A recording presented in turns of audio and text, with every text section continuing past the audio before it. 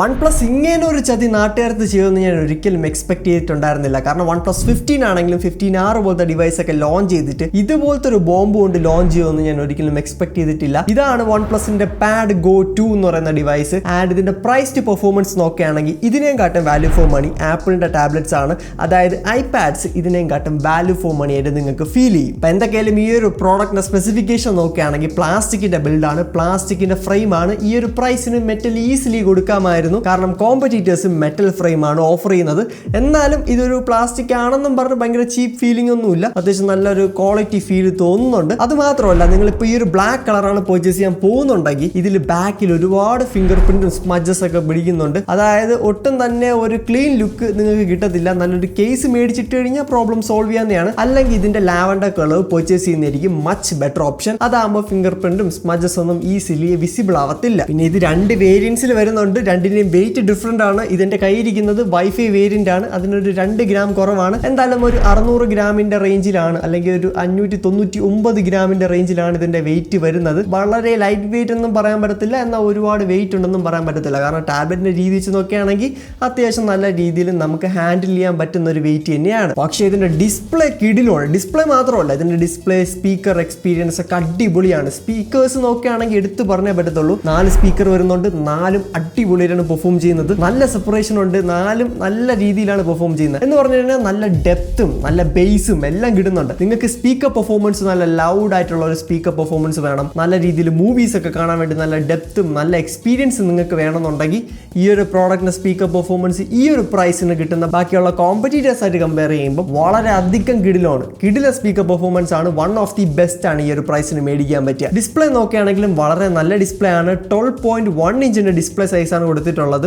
Bessel's നോക്കുകയാണെങ്കിലും നല്ല slim ആയിട്ടുള്ള ബെസൽസ് ആണ് ഇവിടെ വരുന്നത്. ഈ ഒരു ടാബ്ലറ്റ് ആയതുകൊണ്ട് ഞാൻ അൾട്രാ സ്ലിം ബെസൽസ് ഒന്നും അല്ല ഞാൻ ഇവിടെ മെൻഷൻ ചെയ്യുന്നത്. ടാബ്ലറ്റിന് നോർമലി വരുന്ന ബെസൽസ് വെച്ച് നോക്കുകയാണെങ്കിൽ അത്യാവശ്യം നല്ല സൈസ് കുറവ് തന്നെയാണ്. മാത്രമല്ല എഡ്ജസിലൊക്കെ നല്ല കർവ് കൊടുത്തിട്ടുള്ളതുകൊണ്ട് നല്ലൊരു പ്രീമിയം ടച്ച് കൊടുക്കുന്നുണ്ട്. പിന്നെ ഈ ഒരു പ്രൈസ് പോയിന്റിന് ആംബുലൻസ് ഡിസ്പ്ലേ ഉള്ള ടാബ്ലറ്റ് ഒന്നും എക്സ്പെക്ട് ചെയ്ത് വരരുത്. എല്ലാ ടാബ്ലറ്റിലും IPS LCD തന്നെയാണ്, ഇവിടെയും അതൊക്കെ തന്നെയാണ് കിട്ടുന്നത്. മാത്രമല്ല 2K റെസൊല്യൂഷനും കൊടുത്തിട്ടുണ്ട്. ഈ ഒരു സൈസിന് 2K ഈസ് ഓക്കെ, കുഴപ്പമൊന്നുമില്ല, വലിയ പ്രോബ്ലം ഇല്ലാതെ നിങ്ങൾക്ക് യൂസ് ചെയ്ത് പോകാവുന്നതാണ്. എന്നാൽ ഞാൻ ഏറ്റവും ബെസ്റ്റ് ഡിസ്പ്ലേ പാനൽ ആണെന്നൊന്നും പറയത്തില്ല, എന്നാൽ പ്രോബ്ലം ആയിട്ടൊന്നും പറയാനില്ല. കളർ കാലിബ്രേഷൻ നല്ലതാണ്, റെസൊല്യൂഷൻ കുഴപ്പമില്ല. പിന്നെ ഇതൊരു 120 ഹെർട്സിന്റെ ഡിസ്പ്ലേ ആണ്, വളരെ സ്മൂത്ത് ആയിട്ടാണ് ഇത് വർക്ക് ചെയ്യുന്നത്. അവിടെയൊന്നും വേറെ ഇഷ്യൂസ് ഫീൽ ചെയ്തിട്ടില്ല. ആൻഡ് IPS LCD ആയിരുന്നിട്ടും 900 നിറ്റ്സിന്റെ ഹൈ ബ്രൈറ്റ്നസ് മോഡ് കൊടുത്തിട്ടുണ്ട്. ഇൻഡോർ ആയിരിക്കും ഈ ഒരു പ്രോഡക്റ്റ് കൂടുതലും യൂസ് ചെയ്യാൻ പോകുന്നത്. എനിക്ക് ഇൻഡോർ യൂസ് ചെയ്തപ്പോൾ വലിയ ഇഷ്യൂസ് തോന്നിയിട്ടില്ല. മാത്രമല്ല ഞാൻ ഔട്ട്ഡോർ കൊണ്ടുപോയി ഈ ഒരു പ്രോഡക്റ്റ് ടെസ്റ്റ് ഒന്നും ചെയ്യാൻ പോയിട്ടില്ല. അതിന് മെയിൻ റീസൺ എന്ന് വെച്ച് കഴിഞ്ഞാൽ ടാബ്ലറ്റ് നിങ്ങൾ മിക്കവാറും പർച്ചേസ് ചെയ്യുന്നത്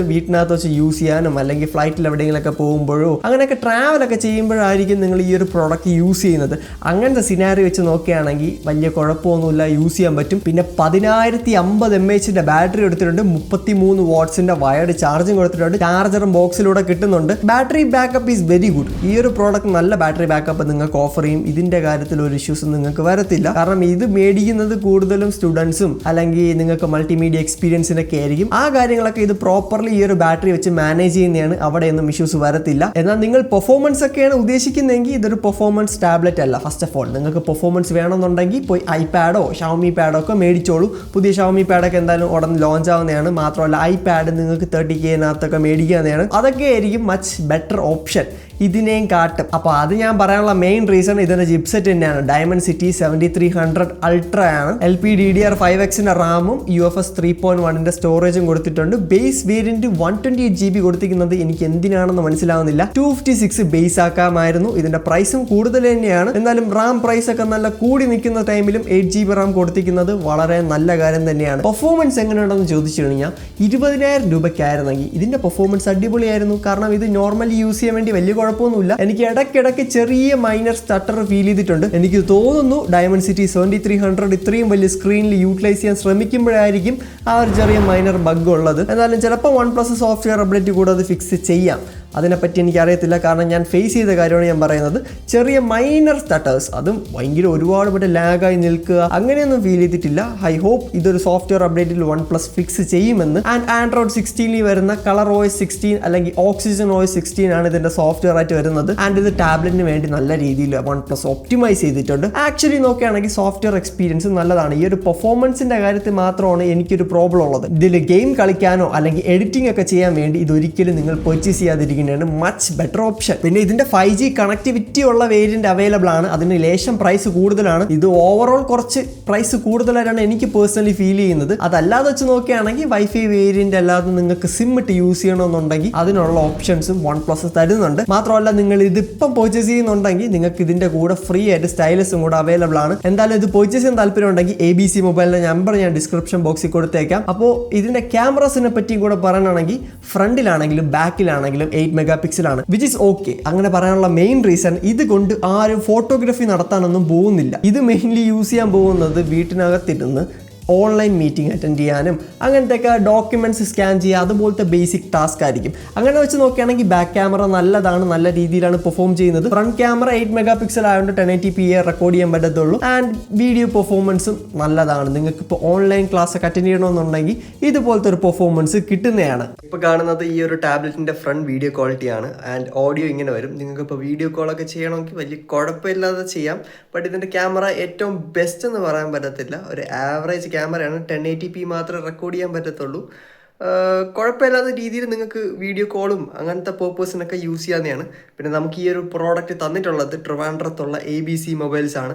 ആ ഒരു നമ്പർ ഞാൻ എന്തായാലും ഡിസ്ക്രിപ്ഷൻ ബോക്സിൽ കൊടുത്തേക്കാം. ഇതിൻ്റെ കൂടെ ഇപ്പം പർച്ചേസ് ചെയ്യുകയാണെങ്കിൽ ഫ്രീ ആയിട്ട് ഇതിൻ്റെ ഒരു സ്റ്റൈലും കൂടെ കിട്ടുന്നതാണ്.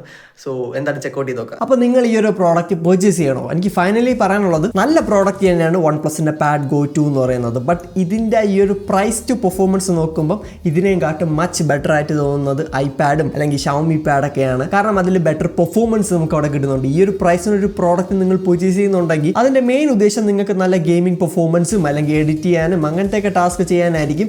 അതിന് iPadഉം Xiaomi പാഡൊക്കെ മച്ച് ബെറ്റർ ഓപ്ഷൻ ആണ് ഇതിനെയും കാട്ടും. അതുകൊണ്ട് തന്നെ ഒരു മൾട്ടിമീഡിയ ഡിവൈസ് ആയിട്ട് നിങ്ങൾക്ക് പർച്ചേസ് ചെയ്യാൻ താല്പര്യം ഉണ്ടെങ്കിൽ വളരെ നല്ല ഡിവൈസ് ആണ്. അല്ലാതെ വെച്ച് നോക്കുകയാണെങ്കിൽ വേറെയും ബെറ്റർ ഓപ്ഷൻ ഉണ്ട്. അതൊക്കെ നോക്കുന്നതായിരിക്കും നല്ലത്. അപ്പോൾ ഈ ഒരു വീഡിയോ ഇഷ്ടമായിട്ടുണ്ടെങ്കിൽ തീർച്ചയായിട്ടും നമ്മുടെ ബാക്കിയുള്ള വീഡിയോസോടെ ചെക്കൗട്ട് ചെയ്ത് നോക്കാം. ഞാൻ ഇവിടെ എന്തായാലും കുറേ വീഡിയോസ് കൊടുത്തേക്കാം. Do check it out. അപ്പോൾ ദിസ് ഈസ് ഫോർ മോസ്. അടുത്ത വീഡിയോ കാണാം. Good bye.